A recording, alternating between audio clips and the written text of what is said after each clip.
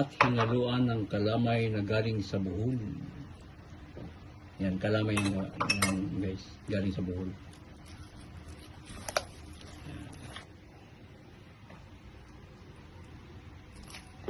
Ayan guys, i-in muna ng mga ilang minuto. Tapos mamaya halo ulit.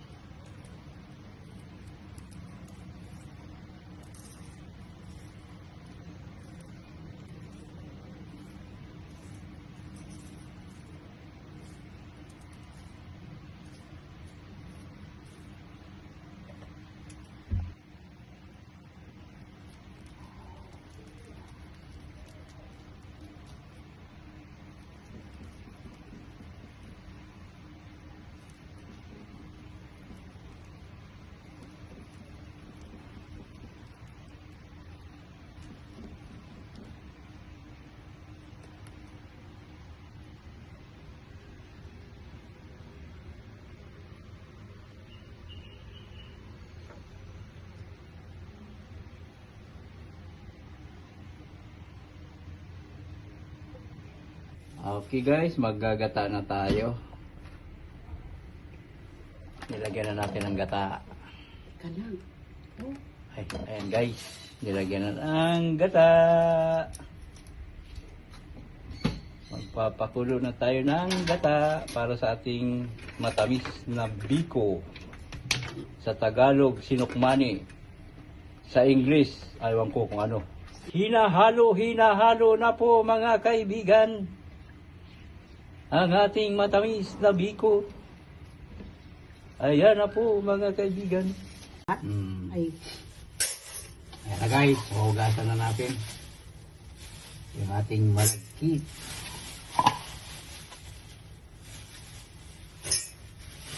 Ayan guys, tinatakal natin para pagdating sa pagsabaw, alam natin kung ilan ang ating isasabaw. Yan, para doon sa hindi nakakaalam. So, doon sa nakakaalam na, pass muna kayo dito.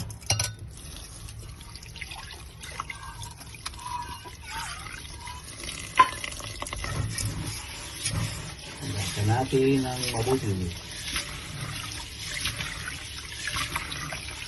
Ayan guys, kung ilang takal yung bigas, ganon din ang takal ng tubig.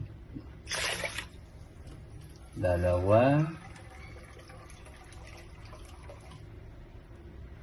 4,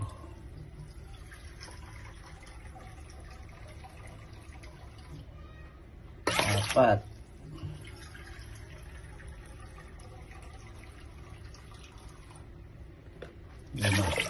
Ayan.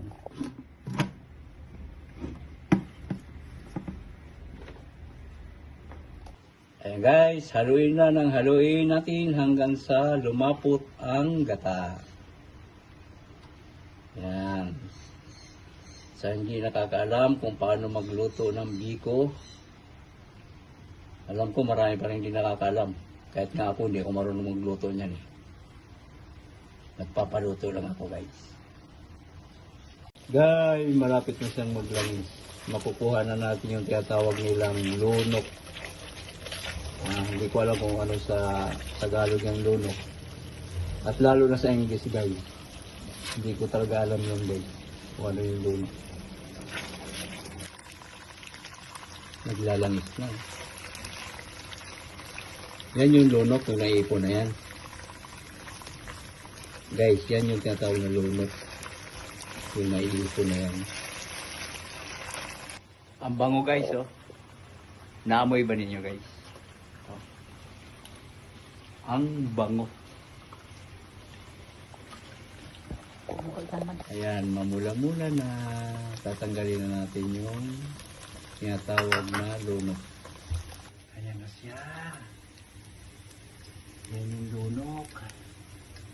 Guys, dito natin ilalagay yung ating malagkit na kanin at asukal. Ayan guys, luto na yung kanin natin. Yan yung ilalagay natin doon.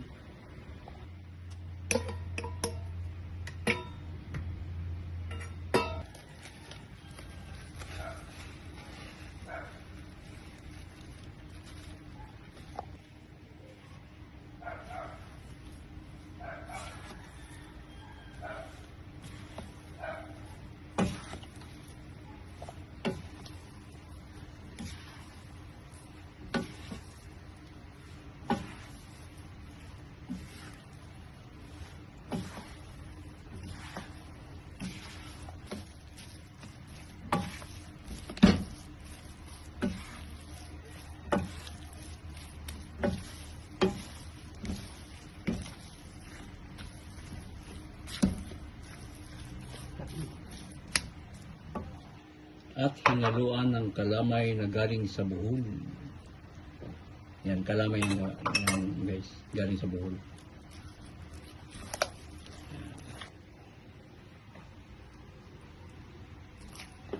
Ayan guys, i-in muna ng mga ilang minuto. Tapos mamaya halo ulit.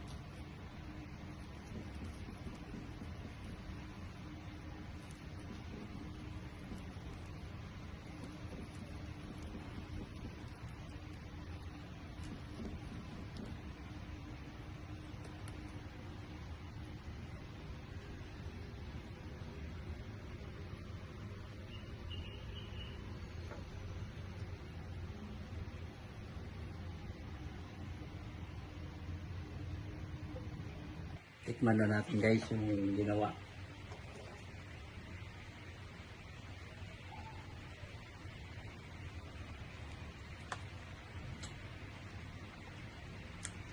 Sarap. Ang sarap guys. Kakain ako guys. Sarap ito. Biko. Sarap.